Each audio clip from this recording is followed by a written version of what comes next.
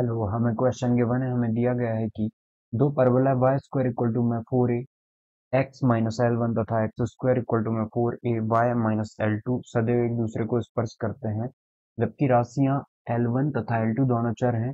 स्पर्श बिंदु के बिंदु पथ का समीकरण होगा, आपको बताना है। तो हमें कुछ इस तरीके से दिया है कि दो परवलय हैं और इस तरीके से कट कर रहे हैं। एक एक्स स्क्वायर मतलब y square equal to four a x के जैसा है, तो इस तरीके से रहेगा। और एक x square equal to four A के जैसे है, मतलब कुछ इस तरीके से होगा एक, जो कि ऐसे सदैव क्या कर रहे हैं, एक दूसरे को एक पॉइंट पे टच कर रहे हैं।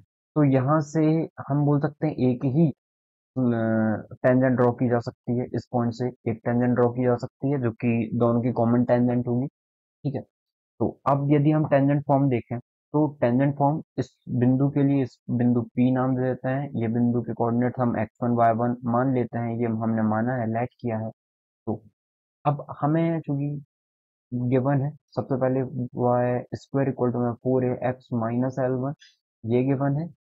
और एक्स स्क्वायर इक्वल टू में four a Y minus L two, ये गिवन है। ठीक है। इसको और आप सॉल्व करो तो वाई स्क्वायर इक्वल टू में four a x minus four A L one, और एक्स स्क्वायर इक्वल टू में फोर ए वाई माइनस का four A L to.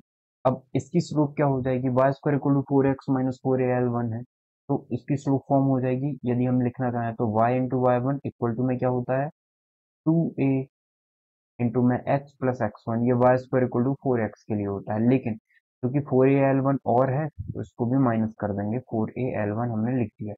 Same यहाँ पे होगा। आप ये एक्स स्क्वायर वाले है, तो x into x one, x square equal to four x four a y वाला है ये, तो इसको हम ऐसे लिख सकते हैं, सेम टू ए वाई प्लस वाई वन और माइनस का फोर ए एल। ओके।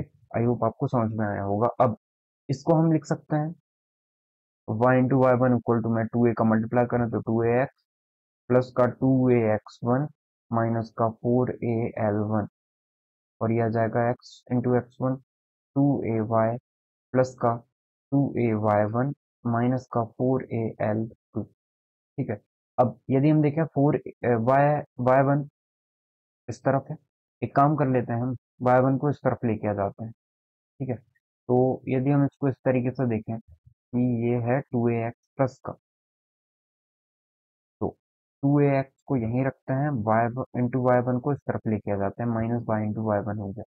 और ये इस तरफ आएगा, तो ये इस तरफ आएगा तो टू ए कॉमन निकाल लेते हैं हम इससे। और एल वन चूंकि माइनस है तो उस तरफ जाके पॉजिटिव होगा, तो टू एल वन माइनस का यहाँ से एक्स वन बचेगा, तो एक्स वन लिख दिया। आई होप ये समझ में आया होगा आपको कि कैसे किया है। इसे ही हम इक्वेशन नंबर वन दे देते हैं। इससे देखें तो सेम तरीके से ये कितना है, टू ए वाई है, टू ए वाई माइनस का एक्स इंटू एक्स वन लिख सकते हैं इसे। या एक काम करते हैं, हमें तो प्लस में ही रखना है ना। वन सेकेंड, हमें तो इसको प्लस में ही रखना है, तो हम एक काम कर लेते हैं, एक्स इंटू एक्स वन को हम पहले लिख लेते हैं, क्योंकि एक्स वाली टर्म पहले लिखी जाती है। माइनस का टू ए वाई हो जाएगा इस तरफ आके, इक्वल टू में कितना बचेगा, यदि हम टू ए कॉमन निकालें तो वाई वन माइनस का टू एल टू बचेगा। ठीक है।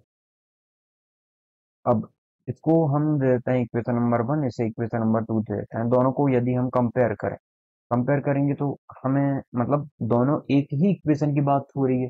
अरे इसकी भी टेंजेंट और दोनों की टेंजेंट एक ही तो है। तो हम ऐसे बोल सकते हैं दोनों को कंपैरिजन करें हम, या इसको हम ऐसे भी लिख सकते हैं कि ए वाली टर्म मतलब एक्स एक्स वाली टर्म एक तरफ, टू ए अपॉन में यहाँ कितना आ जाएगा, एक्स वन आ जाएगा। ठीक है। एक्स वन के अपॉन में कितना है, मतलब एक्स के कोफिशिएंट टू है और यहाँ एक्स वन का एक्स का गुणांक एक्स वन है, तो लिख दिया इन दोनों को। वाई के लिए देख लेते हैं, यहाँ वाई वन का गुणांक कितना है, माइनस का वाई है। ठीक है, सॉरी माइनस का वाई वन है। ओके। और यहाँ पे y का गुणांक कितना है, माइनस का टू है, माइनस का टू है, इक्वल टू में ये कांस्टेंट वाली term two a two l one minus का एक्स वन, और ये आ जाएगा टू ए वाई वन माइनस का टू एल टू। हम चाहते तो सबको एक तरफ ले आते, ठीक है, तो इजीली हो जाता। तो एक्स एक्स एक तरफ था, कांस्टेंट एक तरफ था, इसलिए दोनों पॉजिटिव ही आएंगे। तो ये 2a से ये 2a कैंसिल, माइनस से माइनस कैंसिल। हम इसे देखें तो हम क्या लिख सकते हैं, एक्स इंटू, यदि इन दोनों को देखें यहीं से हमारा आंसर आ जाएगा। ठीक है, ये आ जाएगा 2a का square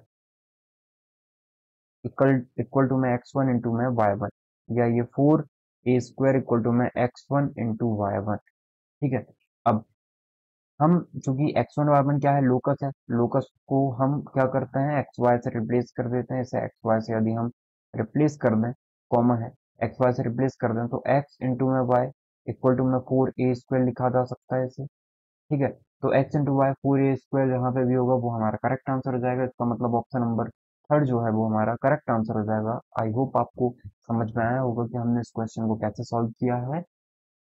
your correct answer is option number 3। Thank you.